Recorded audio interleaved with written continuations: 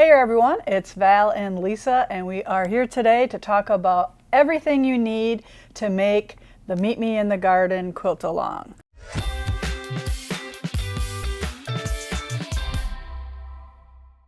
So it's designed by Val, and we are currently finishing up the pattern. Yep. This is just kind of a little rough one that we have here, but we're going to go over everything you could possibly need to make the quilt. So we're doing this for beginners, so yep. I'm sure some of you will have a lot of this stuff or you'll have a variation of it, but if we didn't go over everything, I think some people might have miss out on some of the things that we use. So we're going to go ahead and talk about everything that we think we used in making the quilt. Yes, because all those tools help make this quilt go together and make it successful, easier. Yep. So everything that we have here is going to make it much more enjoyable. Yep.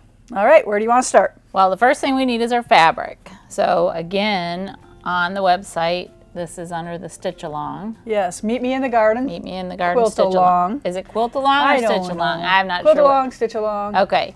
So you need a fat quarter bundle of the dark fabrics, the Garden Gatherings fabrics. You need the fat quarter bundle of the shirtings of the Garden Gatherings, and you also need a layer cake of the shirtings. All right, so we're gonna do process of elimination because so we make sure we talk about everything we need to talk about. Yeah. So those are the fabrics. That's number one thing that you need for the quilt.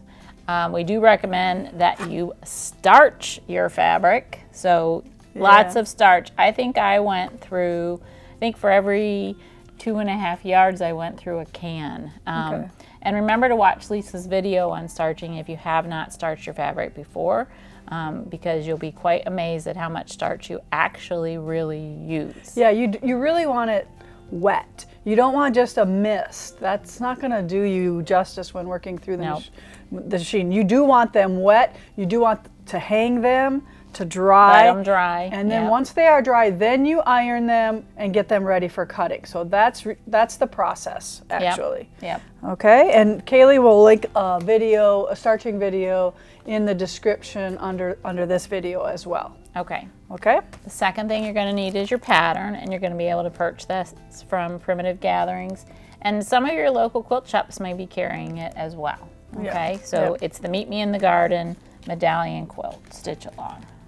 Cool. All right, next thing I think you should talk about the 1/4 inch seam first. Oh yeah, let's get that out of the way. Yes, 1/4 inch seam. So it's really, really important when we go to put all these units together. We've spent all the time making them accurate by using the trim tools, so our blocks are all the sizes that they're supposed to be. But when we go to sew them together, if our 1/4 inch seam allowance isn't accurate, they're not going to go together as well.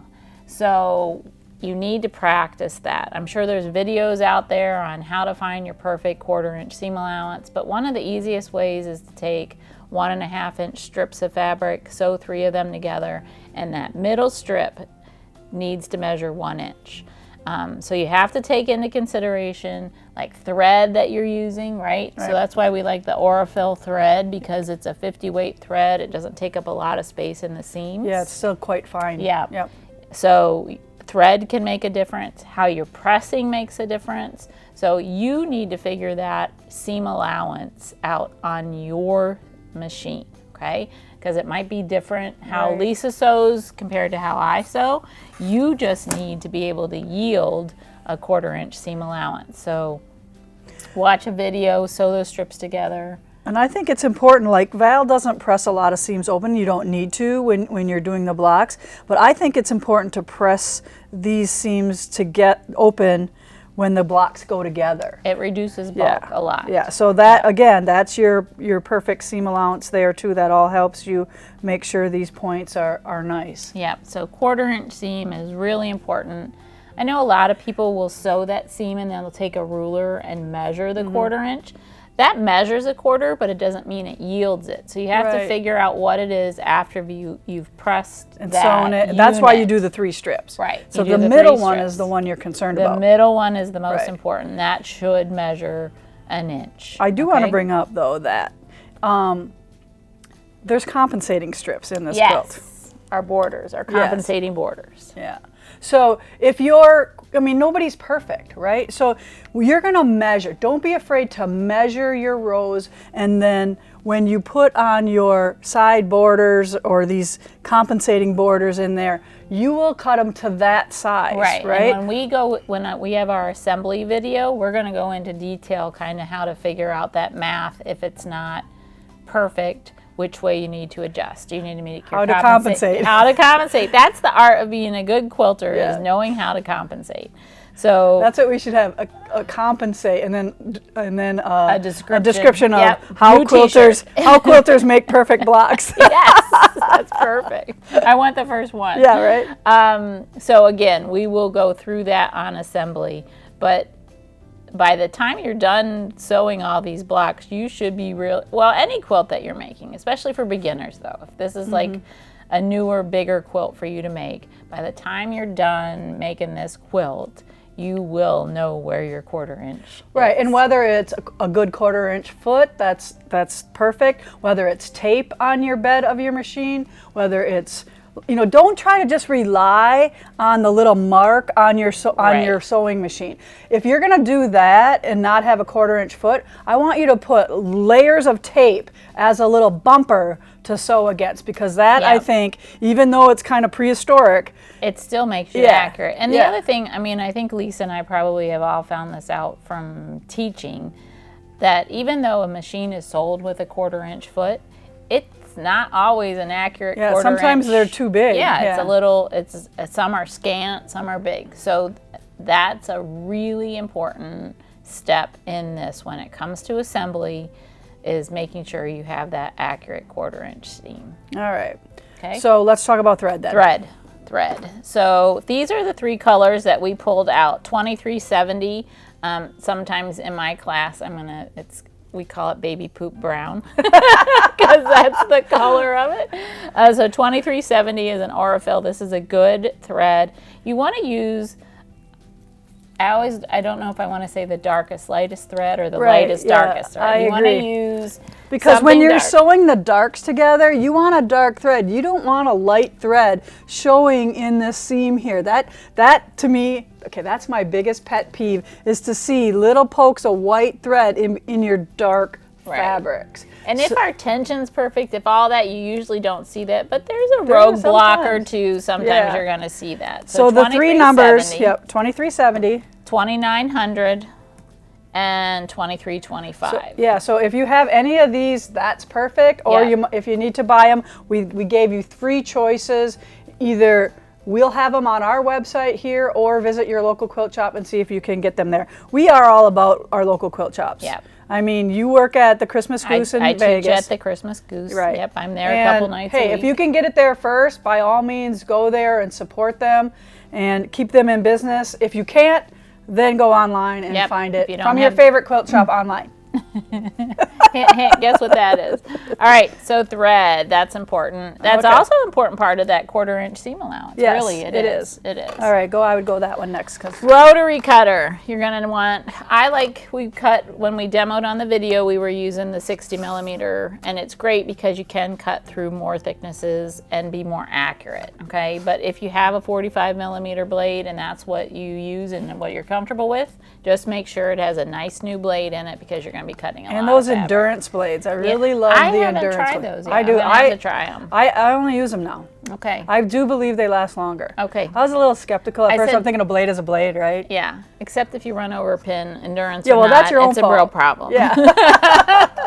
All right, so a nice, it doesn't have to be brand spanking new, but a brand new blade. And you get what you pay for on blades. I have multiple cutters too, Yeah, so I'm I not do afraid too. to have kind of No. like scissors. I have. Yeah, I always buy like the newest Olfa color or something like Right. that. But I keep going back. This is my all-time favorite. Yep. This big one to cut multiple layers, and I think it's all about being efficient. And Val really demonstrates efficient cutting for this video, for this quilt, and you will learn from that. Yeah, So you're going to be able to cut, I cut this whole quilt in about 2.5 hours, okay? Yeah. So I think and we are still kind of goofing around in that we too. were. I'd be like, We hey, were. come over Yep. here, and I didn't realize you were No, I was timing. timing. Yeah, so And make sure you're using a cutter that you like, okay? So I started out with a cutter that every time I picked it up, my thumb hit the button. I mean, we all probably started out with that same type of pop it down, and then it just doesn't fit my hand well. So there are not rulers, but cutters out there that we all need to try because they may fit our hands better. Right. We're all different. I said we all sew on a sewing machine.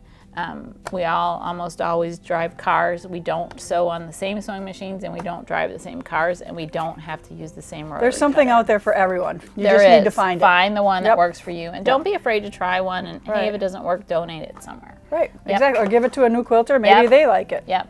Okay. All The right. other things we're going to need are seam rippers, because guess what? We probably do make a few mistakes, and we'll have to take them out.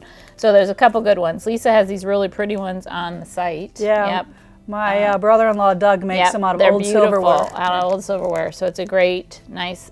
So if you want to go fancy, this is a great one.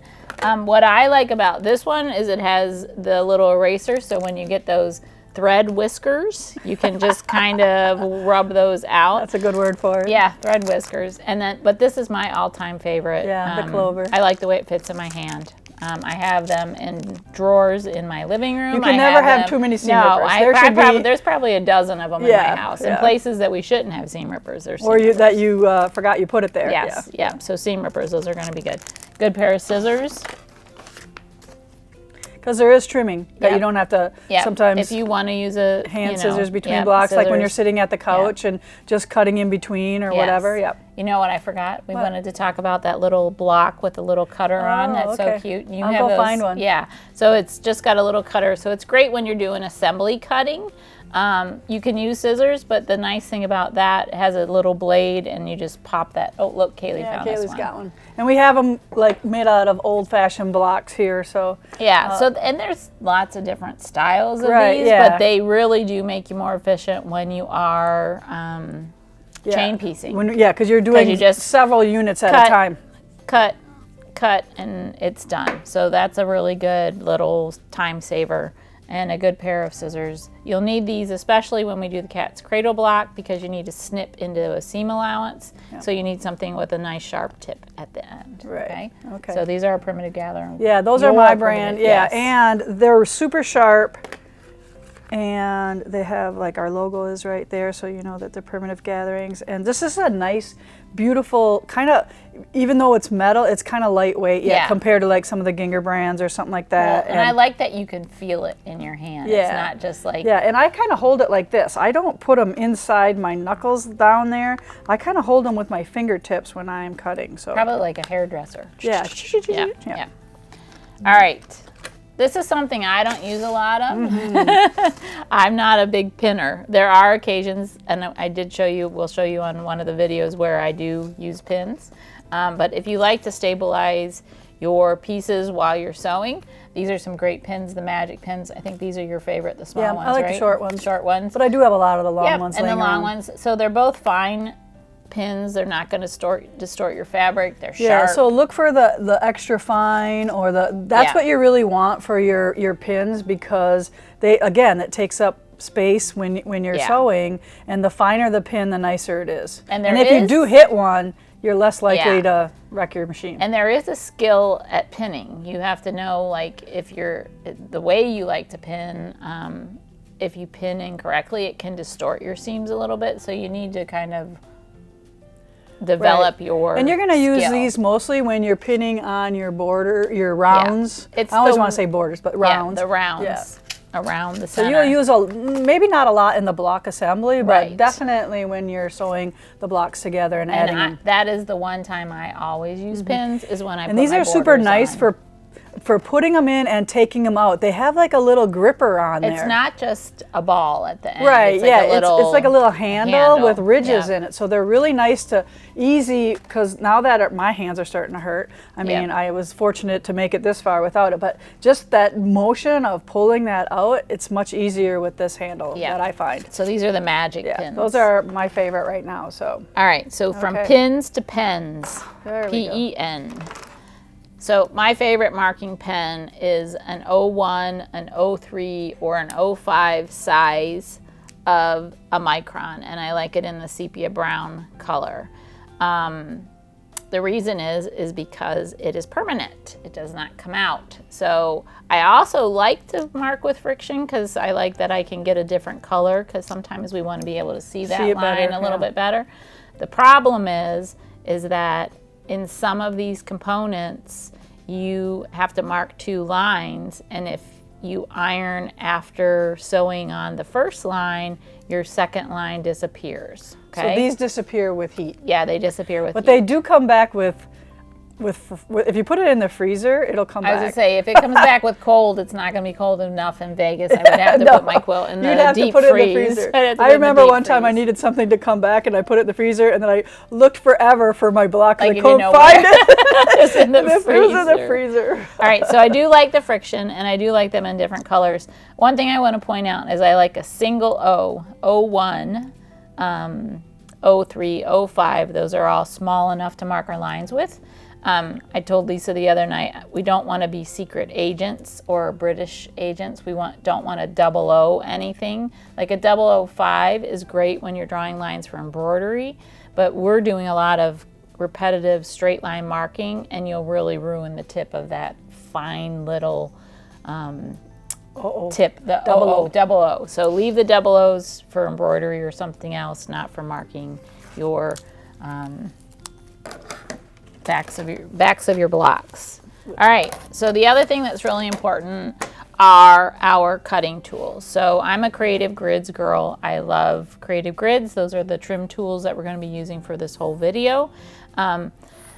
This is my favorite ruler to use. It's my first cut mostly when I cut anything. Because you're cutting, Val does a lot of fat quarters folded in half. So this is more than half of that fat quarter, so it works really well. Yeah, and the reason I like to use this instead of a long ruler is I feel like I have more control. I'm short. I'm only 5'3" almost.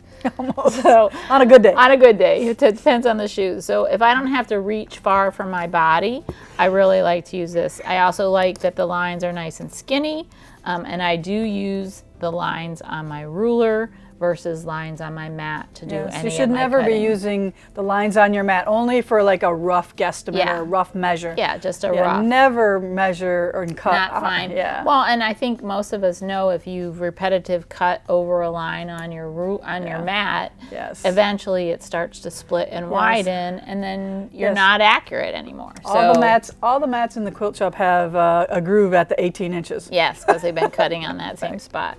All right, so 12.5-inch square is my favorite ruler.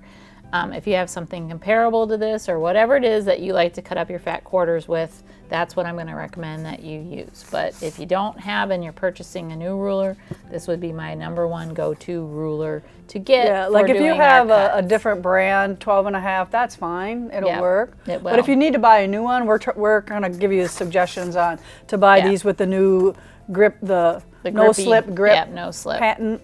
Yep. Yeah. So it's my favorite. All right. So then you're gonna couple other things that will help. Now, obviously, you can cut 2.5 inches with this ruler because there's a little 2.5 inch. But I said this is kind of like driving a semi when you need a VW bug. Okay. So go down to what I would call a second cut or a smaller ruler. So either the 2.5 by 6.5 Creative Grids, the 3 by 7 Creative Grids, or even like Lisa's 6 by 6. These are both Lisa's rulers.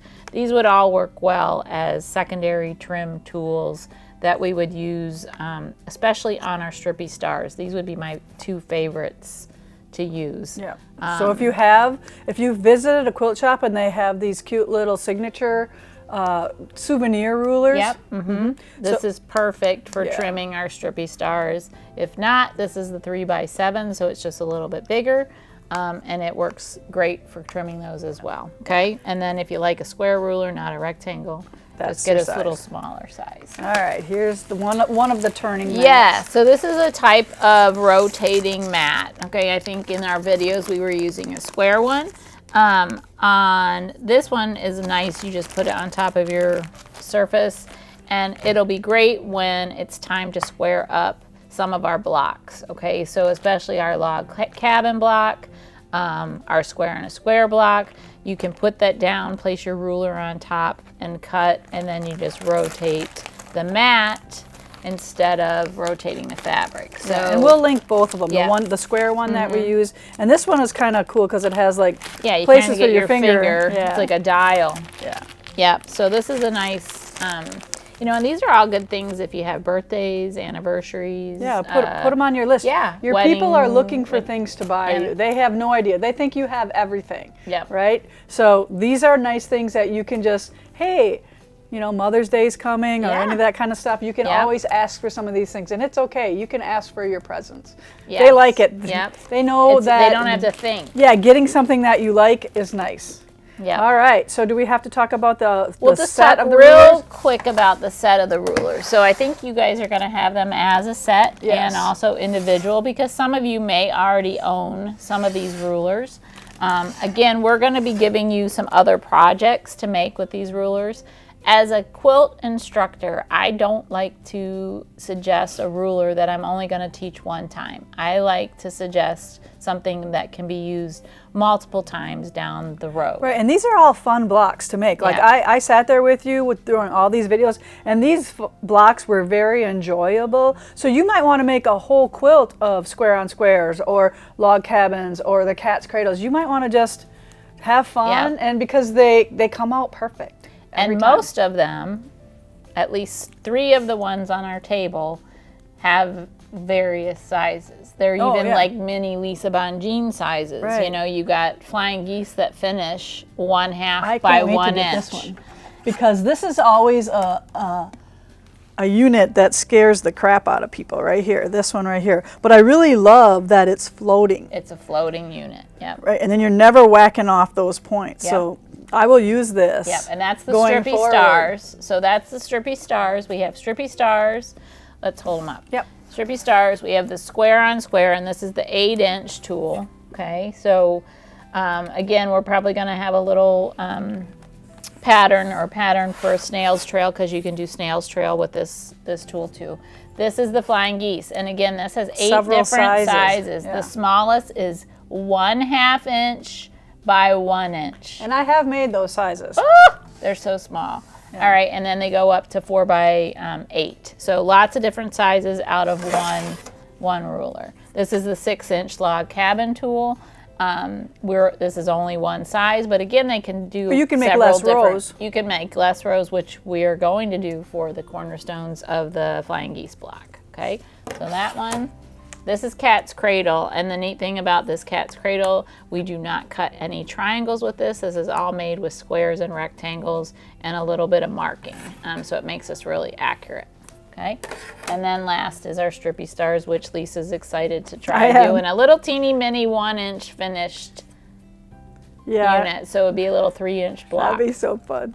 Yeah, so that's strippy stars, and again, I think it has 6 or 8 different measurements. And I know that y'all are like crazy when we talk about that small, but you're still sewing a 1/4 inch seam allowance. So there's nothing small about it. You're just it doesn't become small until it's pressed and in your block. Trimmed. Yeah, because it's still 1.5 inches. Yep. So the steps are all the same. Right. It's just a smaller seam that you're sewing when you make those smaller ones. So again, these will be available as a package and individual. In case you happen to already have them.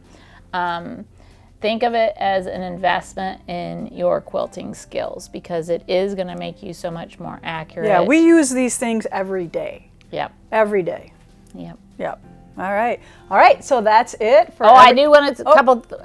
Make sure if you have any questions. Okay. Right. If you have any questions about anything, put them in the comments of the videos, or on Stitch with Lisa Bongean. We are That's not a Facebook doing. group. That's a Facebook group. So if you're not part of it, join that. We're not going to do an individual Facebook group. They're just too hard. Well, we have so many. We things want going everybody on. to see, even if you're not doing it. Yeah, because somebody might look at Stitch and go, "Oh, what's that?" and they want to start participating. Or maybe they don't want to do the whole quilt, but maybe they want to do the cat's cradle quilt or something like that. Yeah. The other thing in the pattern, there will be an option to make a smaller version of this that's a row quilt.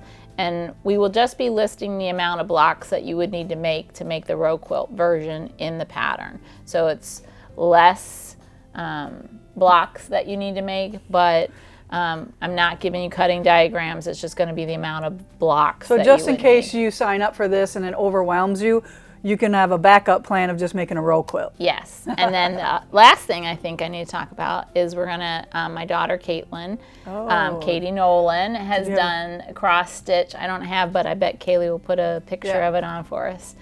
She's doing a cross stitch pattern of the Meet Me in the Garden medallion, and she's gonna stitch along with us. Now we're working from making our blocks from the outside in.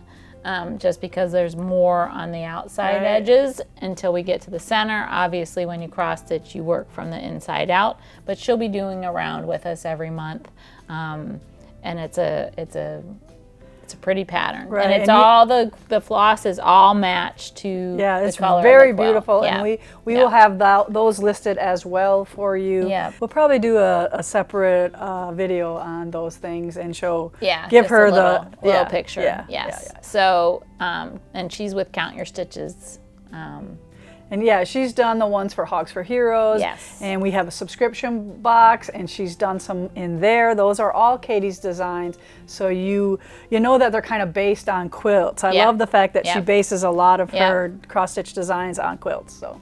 Yeah. All right. So that's all what you need to get a great start on Meet Me in the Garden. We will have a finishing kit. Oh, yes. Yes. Finishing kit. Yep, finishing kit. You can get 1.5 yards of 2 fabrics or 3 yards of 1, and that is for your compensating borders and your binding. And then another suggestion is just to watch all of the videos first when they come out, and then when you're ready, after you've watched it, so you know what we're actually making that month, rewatch and follow along and stitch it along on the second time. Same thing with your pattern. Read each month's or each round. Your pattern will have all of the rounds broken down individually. So when we're doing the square on the square, read that page first and just make sure you're familiar with what we're going to be doing and what pieces you need, and then that way it's not going to be foreign language to you, right? It's not foreign language to you. And also, not only my videos, but you can go and watch the Creative Grid videos on most of these rulers. They have videos on how to use them. So it's almost like a second teacher instructing you on how to use that ruler if you're not quite sure. So I think that is okay. Yep. I think we got it all. I think we did. I think we got it all now. All right, so there it is, everything you need to start Meet Me in the Garden quilt along. That will be starting in June or July, hopefully, or as soon as that fabric comes. Look for our pattern in April to get a start on it, but again, we're waiting for that fabric to come. It's supposed to come in April, but they've been a little delayed. Hopefully the delays are shortening up now that we're getting back to somewhat normal. I don't think we'll ever be normal again, but it's okay. We just adapt. We adapt, compensate. So we had fun the last couple days making videos. We did. Thank you so much for coming out. This is going to be such a fun project for everybody. I'm so excited. Can't wait to see people's I'm going to pictures. sew one along too. I will be doing a different version though. So different we color already version. got this one. And that's the fun thing. We get to see other people's color choices. So. All right. So thank you very much, and make sure you like the video. Make sure you tell all your quilting friends. Share it if possible, if you know how to do all that stuff, and subscribe to Stitch with Lisa Bongean here on YouTube. So thank you very much. And again, Val, I can't thank you enough for all the things you've done with this. Okay. All right, we're ready to go. Stitch on, everybody.